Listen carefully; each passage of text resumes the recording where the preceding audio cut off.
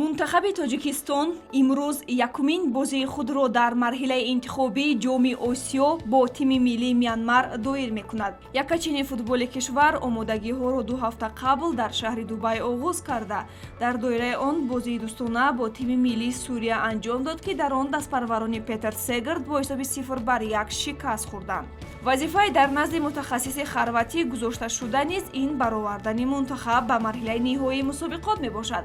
Аз ин рӯ Сегерт бо ситоди мураббиёни худ Гела Шехиладзе Гурҷӣ, Тамаз Бокерияи Гурҷӣ, Алифбек Беромов, Владимир Крунч аз Черногория ва Алишер Туйчиев барои баромади арзанда ва расидан ба ҳадафҳои хеш тамринҳоро ҷиддӣ ба роҳ монданд. Ба ҳайат бешак беҳтарин футболбозон даъват шуданд. Мутахассисон бароназаранд, ки Тоҷикистон бо чунин хати дифоъ ба миянмариҳо ҳатто иҷозаи наздик шудан ба дарвозаро бояд надиҳанд. Ба тамринҳои дастаҷамъи 25 бозигар даъват шуда буд, ки аз ин 23 тоаш ба дархости ниҳоии ҷиҳати ширкат дар бозиҳои интихобӣ шомил шуданд. Комрон Турсунов бинобар ҷароҳат доштанаш ба мунтахаб кӯмак кардан наметавонад. Парвиз Боқӣ Охунов бошад ба дархост ворид карда нашуд.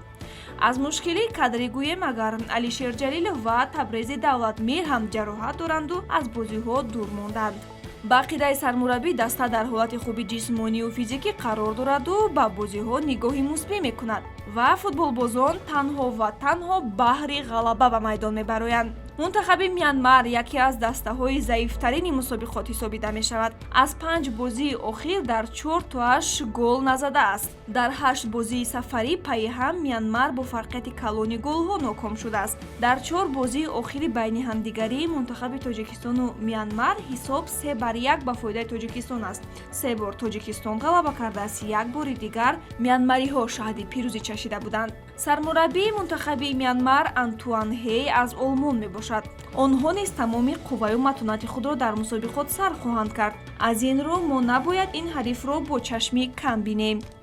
дар пайи нокомиҳои мунтахаби олимпии Тоҷикистон дар Тошканд мо умед мебандем, ки имрӯз миллипӯшони меҳан қувваи аслии футболи тоҷикро ба ҷаҳониён нишон медиҳанд.